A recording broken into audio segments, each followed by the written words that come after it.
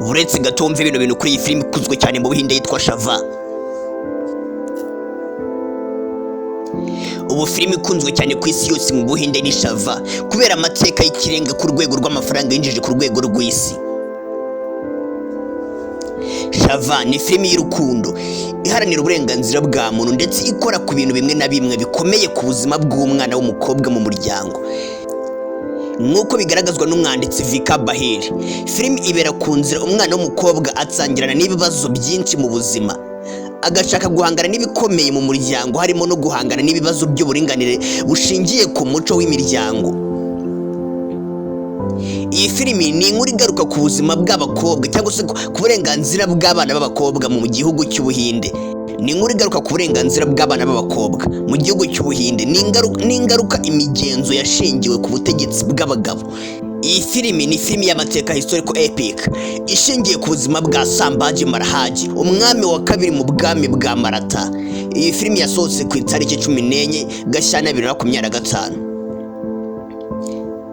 Amafaranga yatwaye cyangwa se ingengo y'imari yakoreshejwe yatwaye agera kuri miliyoni 130 y'amakoro, ubwo ni miliyoni 16 z'amadolari. Ibyo byatangajwe n'ikinyamakuru cy'Ubuhinde The Times of India.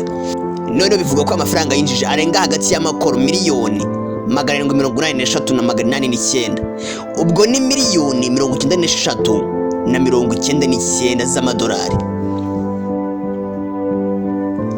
Ku munsi wa none iyi filimi niyo ya mbere yinjije amafaranga menshi mu Buhinde muri uyu mwaka wa 2025. Bivugwa ko mbere yo gusohoka kwayo mu kwezi kwa gatatu 2025 mu ntara ya Andhra Pradesh hari amatsiko n'inama zo guhagarika iyi filimi kubera abantu benshi batekereza ko yitsa ku mateka igaragaza Aurangzeb mu buryo butari bwo kandi byashoboraga guteza ubushyamirane hagati y'amoko. Iyi filimi ikubiyemo ibyabaye mu kinyejana cya 17, ikagaragaza urugero rwo guhangana, kubabazwa no gutinyuka kugera ku gupfa. Iyi filimi ivuga ko ifite imitekerereze ikomeye cyane ku bushakashatsi buhanitse ku mateka yabo no kwitwara neza kwa Vicky Kaushal na cast yabo. Filimi Shava nyuma yo gusohoka kwayo bivugwa ko mu minsi 4 gusa yari imaze kugarura igishoro cyangwa se amafaranga bayitanzeho yari imaze kuyagarura, kandi yahesheje studio cyangwa filming studio yabo isura nziza muri blockbuster ku rwego rw'isi, ndetse yinjiza cyangwa se ikuba inshuro 500 y'igishoro. Ibaze ko iyi filimi imaze no kurebwa n'abantu batari bakeya ku isi yose. Niba nawe uri mu batarareba iyi filimi, ndakwifuriza kureba iyi filimi.